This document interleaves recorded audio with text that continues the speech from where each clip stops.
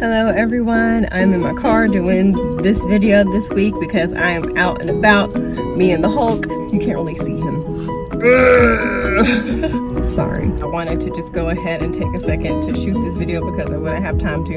I like to shoot my videos like a while in advance, so I already have some lined up in case I ever get busy. I'm not scrambling to just put some crap together. I actually want to give you guys quality material. I actually want to try at this and give it the old college try, even though I didn't finish college. But you know what I mean, right? These are my financial tips from a non-financial advisor. I've made all the financial mistakes. I know what to do. I know what not to do. I've read the books. And this is Financial Advice 101, the bare minimum edition. The first thing on my list is to go ahead and fill up your tank. All of this stuff about every other day, you're putting 5 on 7, 7 on pump 3. Just go ahead and fill up the tank the one time that week or one time for that 2 weeks, whatever kind of car you have, and just get it over with. Doing that, it will save you money from if the gas prices just decide to hike up. You actually wind up spending more money the more trips you make, so just go ahead and take care of it with one trip. I get it. You want to just put $5 on a tank so you can still have $5 in your pocket. But what you don't understand is that same $5 that you saved, you're going to have to go the next day and put it in the tank. Anyway, fill up your tank already. I'm sorry. You can tell I'm really passionate about this. The next thing on my list is to buy store brand. Some of you guys can remember there's a YouTube video that went viral where this guy has his friends over and they are roasting him because all he has in the house is store brand food. But there's one thing I bet you didn't notice is that his parents and him are living in a really big house. So there's something to that. Sometimes it's a hit or miss. Not everything that you buy store brand is actually tasty. Some of it can taste like paint and some of it can taste like your favorite foods but just watered down into nothingness. For me, I buy things like canned vegetables, milk, juice, toiletries like tissue, some cleaning products, paper towels, things like that. You can definitely buy store brand. Some of it might only be like a 50 to 10 cent difference, but heck, 50 to 10 cents adds up, which would lead to my next point. 10 to 50 cents, that adds up. What's wrong with you? I am that person. I will wait for my 4 cents. I will go in the middle of the street and pick up a penny because I know the value of $1. I know the value of a penny, and all of that adds up.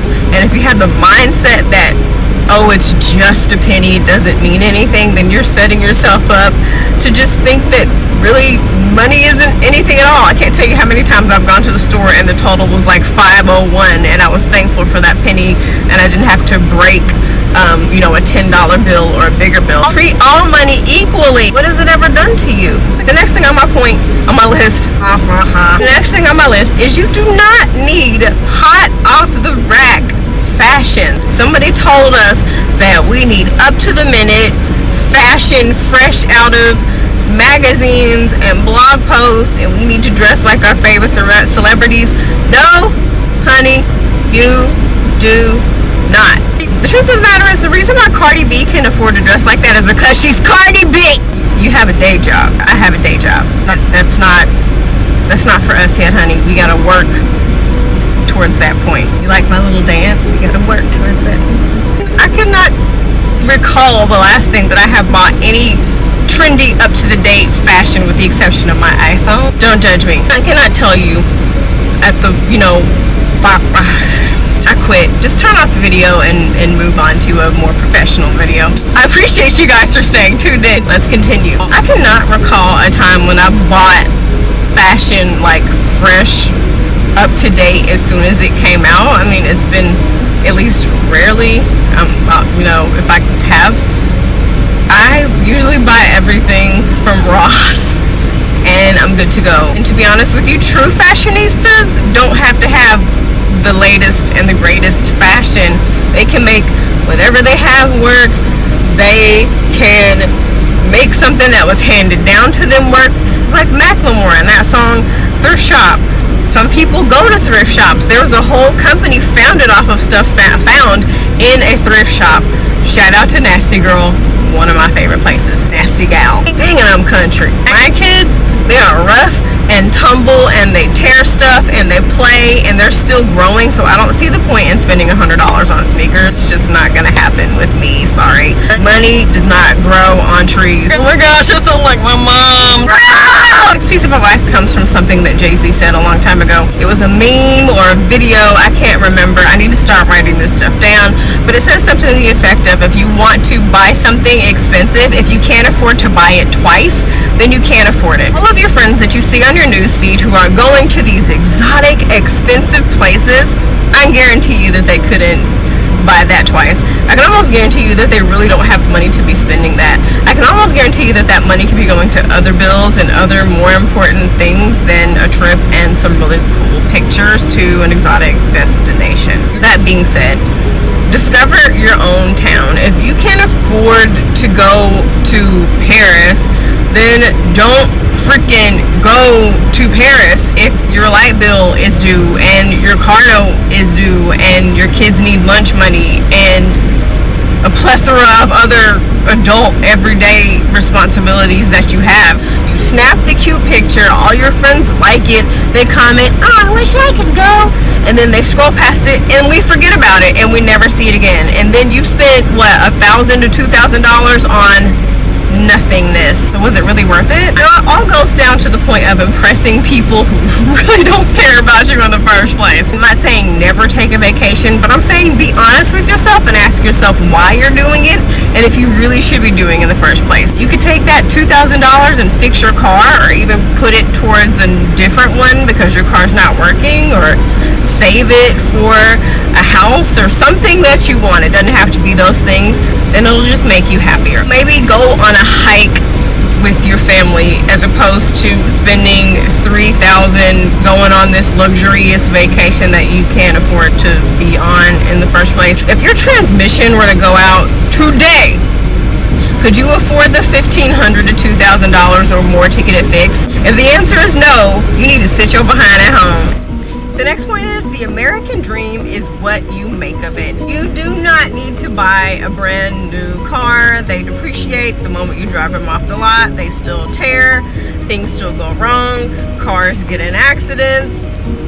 Just get a used car. You don't have to have the latest and greatest car. You also don't have to buy a house because everybody in your family is telling you you need to buy a house and live the American dream. The American dream is the fact that you're in America and you're living here. Simple as that. I still live in an apartment, and I kid you not, every single time I think to myself, I should probably get a house. One of my friends will have something happen, like their roof caves in, or their water heater explodes, or their kitchen floods, or something like that costs them thousands and thousands of dollars to fix. I know for me, last year my bathroom flooded into the living room, and it happened at like 10 o'clock at night. Within 30 minutes the maintenance team was there, and the water was sucked up, and I had new carpet, and I was good to go. And it's moments like that that remind me